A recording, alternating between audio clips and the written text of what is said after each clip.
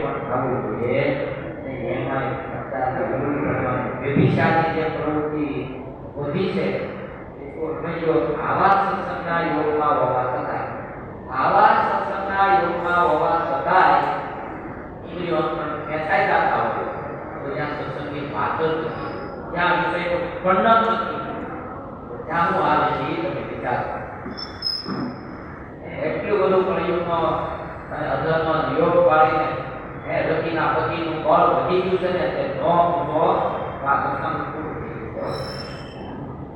એટલું બળ વધી ગયું કે ભગવાનના ભક્તોએ તો ખાસ ધ્યાન રાખવું કે ભગવાનના ભક્તોએ ભગવાનને જેને રાખી કરવા જોઈએ. બે વસ્તુમાં ખાલી ભક્ત જેને ભગવાનનો ભક્ત એના કલ્યાણમાં કાંઈ બધું મળે. કઈ બે વસ્તુ? પર ધન અને પર સ્ત્રી. આમાં ભગવાનના ભક્તોને સંકલ્પ સુધારવાનો થવો જોઈએ પર ધનમાં અને પર સ્ત્રીમાં.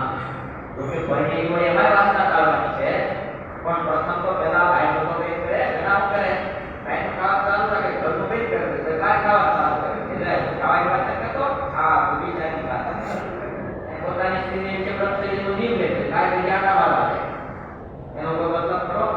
એના કરતા બધા કાંઈ ઘરે પ્રત્યે કાંઈ પણ પરસ્ત્રીમાં ભોગનો ઘાટ ન થવો જોઈએ કે સ્ત્રી હોય એને પર પુરુષને વિશે ભોગ બુદ્ધિ ન થવી જોઈએ. જો ભગવાનને રાજી કરવા હોય તો એની વાત છે અને બાકી તો વાત જોઈ રહેવાય કે આ કોઈ એવું હોય હા પ્રાયશ્ચિત હોય એક વાર હોય બે વાર કે મારે વાર થોડા પ્રાયશ્ચિત હોય ના પાડી શાસ્ત્ર એ કાંઈ ભગવાન રાજી થતા નથી.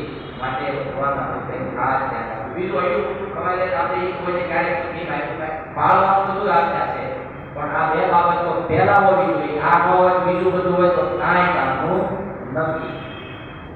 માટે મારા ત્યાં વાર્તા સમજીને રાખી હોય તો એના જીવનું કલ્યાણ થાય અને એને એવો દ્રઢ વિષય હોય તો એને ક્યારે એમ ન સમજાય કે મારું ક્યારે અકલ્યાણ થશે.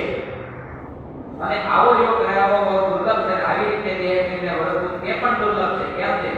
કોઈ દિવસ બહાર નીકળી જવાય ત્યારે આમ જે ન વર્તાય તો પણ આ વાર્તા સમજી રાખી હોય તો એના જીવનું બહુ સારું થાય. માટે આ વાર્તા અમે મહારાજે કરી આવી રીતે ભગવાનનું સ્વરૂપ સમજી અને ભગવાનની ભક્તિ કરવી. એ બધાના મંત્રનું સારથી સહજાનંદ સ્વામી મહારાજ